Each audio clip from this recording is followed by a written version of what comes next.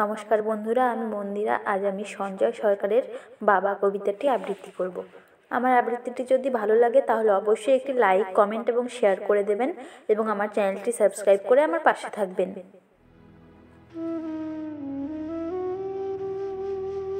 যেদিন আমি ছোট্ট ছিলাম, যুবক ছিলেন বাবা। সেই দিনটি আসবে ফিরে, যায় কি তা আজ ভাবা। বাবার কাছেই হাঁটতে শিখি, শিখি চলা বলা। সারাটা দিন কাটতো আমার জড়িয়ে তার গলা। বাবার হাতেই হাতে খড়ি, প্রথম পড়ালেখা। বিশ্বটাকে প্রথম আমার বাবার চোখেই দেখা। আজকে বাবার চুল পেকেছে, গ্রাস করেছে জরা।